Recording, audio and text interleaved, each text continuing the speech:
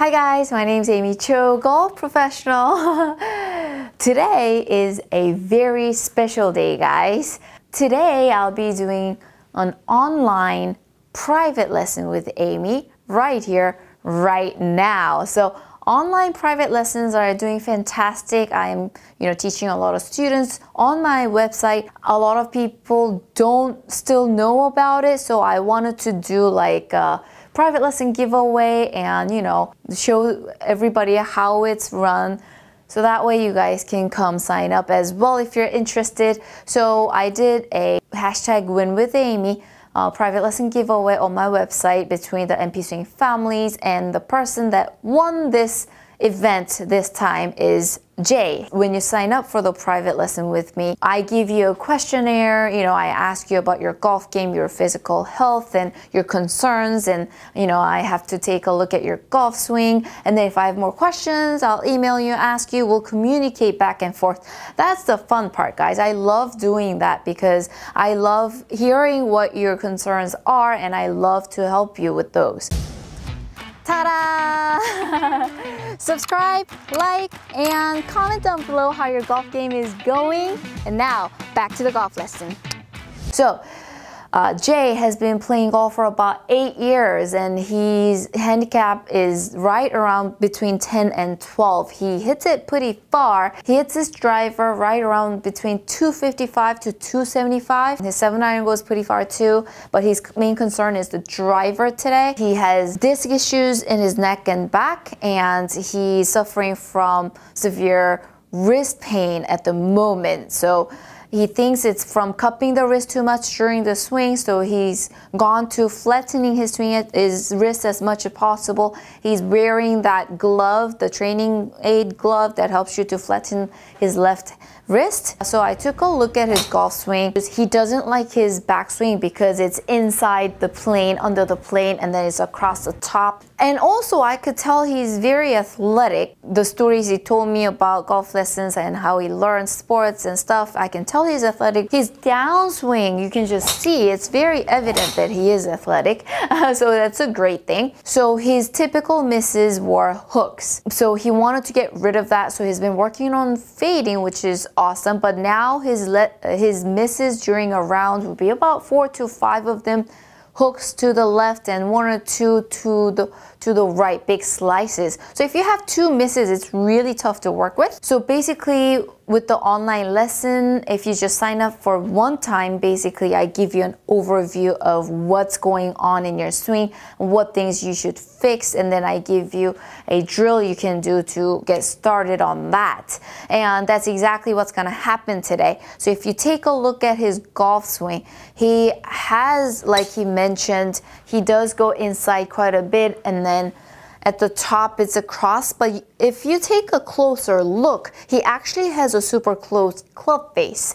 So basically your club face starts like this in the setup, that's square, and then you go back and then hit square, that's what we want. But basically at the top of the backswing, you want your club head to be 45 degrees like that, that's square, but his is boom that way, that's 45 degrees closed. So basically you're set up this way and hitting this way. So you can see how his natural shots are draws and misses are hooks. I'm wondering if the closed club face came into play when he stopped cupping his wrist.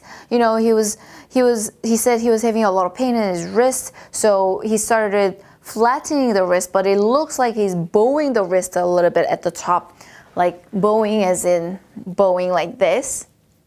When anybody bows, that left elbow is going to bend ever so slightly, and you can see that in his swing.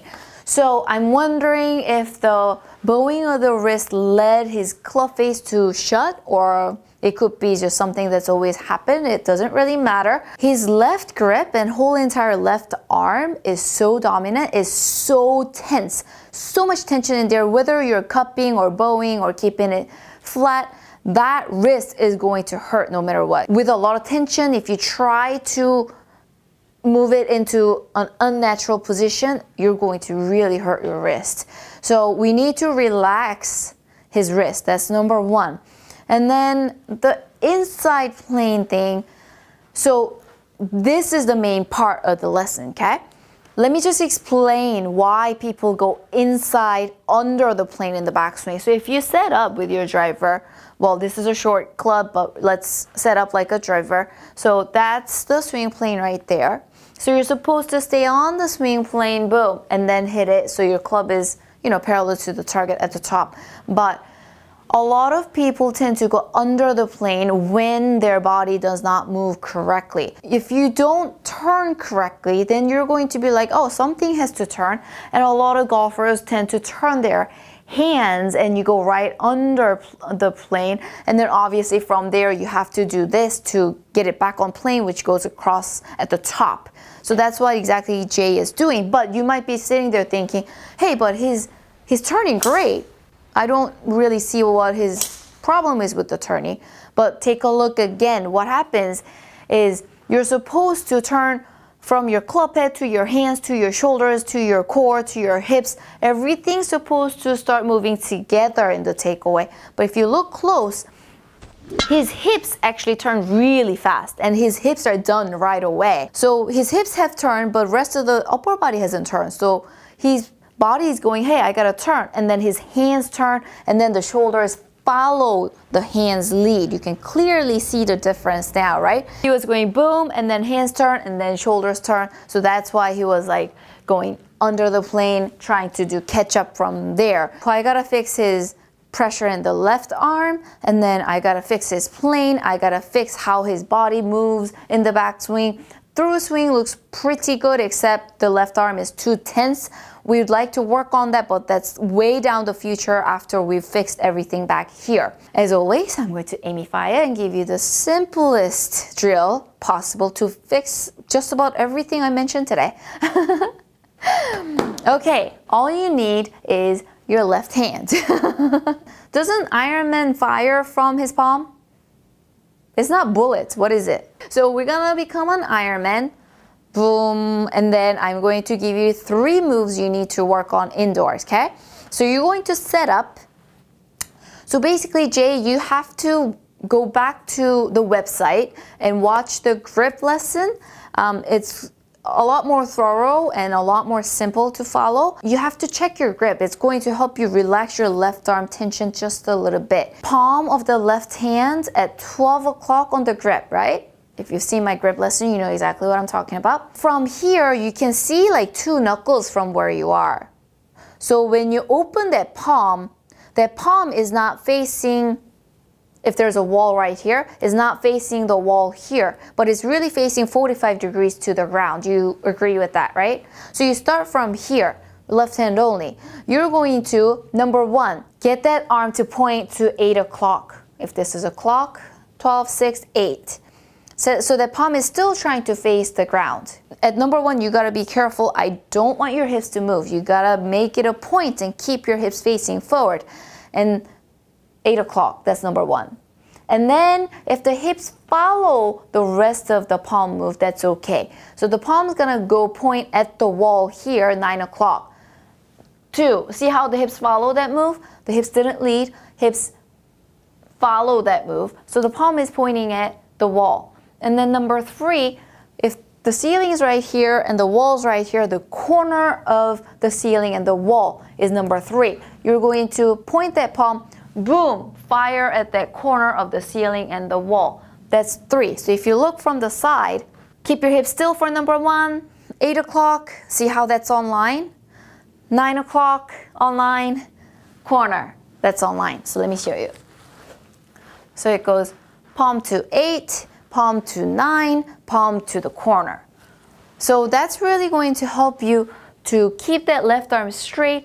That's going to help you to relax your left grip and wrist tremendously. And also the pushing to 8 o'clock, 9 o'clock to the corner is going to keep your swing on plane with the relaxed left arm. We also worked on the hip not turning first. That was awesome. So I try to give you the simplest drill possible to fix a lot of things in the setup and takeaway and in the backswing.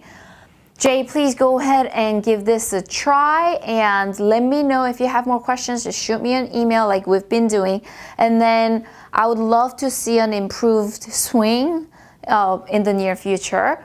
Thank you so much for entering the giveaway. Pretty sure a lot of you guys are now aware that I do a lot of online private lessons. Hope you guys enjoyed the lesson as well as much as Jay. If you have more questions, please come to my website's Ask Aimee section. Leave your questions there. I'll get back to you guys on those. And if you want to enter hashtag win with Aimee, you're always welcome to do so at mpswing.com.